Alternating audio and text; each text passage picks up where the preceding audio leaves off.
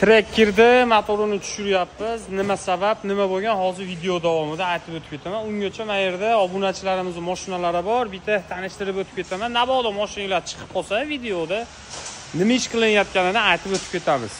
Sharxondagi mashinaning orqasi pastmi yo o'zi son sevrami? Pastmi yo pasaytirganmi buni? To'xtab o'tib ketamiz endi.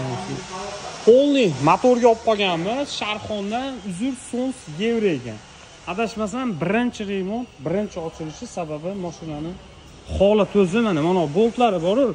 Shu boltlar o'zi aytib qo'yadi mashinani qanaqa holatdaligini. Yaltilib. Polni noldan motorga olib qolganmiz. Avtorasot, xudo xolisa, bu mashinamiz galovka klapan problemasi bilan kelgan. Bu ham polni motor. Motorlar kuni bo'lib ketdi-ku bugun. Xo'p, bu polni motor. Mana klapanlar 100 kilometr qancha edi? 170 ming atrofida yurgan. Bu ham klapanda muammosi bilan. Bu ham mana obunachi, kuzatuvchi akalarimizning mashinalari. Bu tarafda mana. Qay Asakamida bu? Asakadan bunimiz yurgani ozroq edi, 90 ming kilometr. Lekin bunda ham motorda qaltirash, bu ham klapanga tashab ketgan. Mana obunachilar, kuzatuvchilar, sizlarda mashinalar boshlandi. Xudo xolisa srazi buni bugun qo'yamiz lentaga. Bu ham polni motor. Xo'p, Trekker 2 ga kelamiz hozir. Endi Trekker 2 yurgani 60 ming atrofida dedingizmi? Qancha dedingiz? Shunaqa 60 ming, lekin motorini tushiramiz aka. Nima sababdanligini hozir ko'rsataman. Bitta bo'shatingda o boltni. Idish tushab turasizmi? Oqishi mumkin.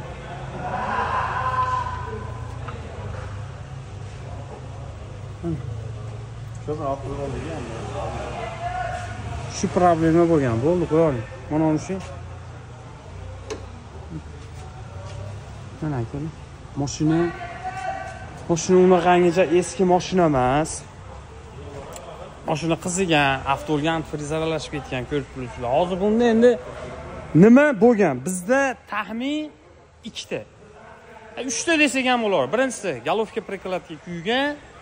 Galovka blok tekshiramiz. Blok galovka yorug' bo'lmasa, yuzini shlipovka qilamiz. Tak, keyinsi galovka yorilgan bo'lishi mumkin. Lekin galovka bularda galovka yorilsa, avtolga antifriz aralashishi juda qiyin. Bularda galovka yorilsa, turbina tarafdan yorilyapti, kollektor tarafdan gulishiterga beryapti ko'proq. Hozir 2 ta taxminni qilamiz. Chiqaramiz, galovka tekshiriladi, yorug'i yo'qmi? Galovka blok yuzasi shlipovka bo'ladi.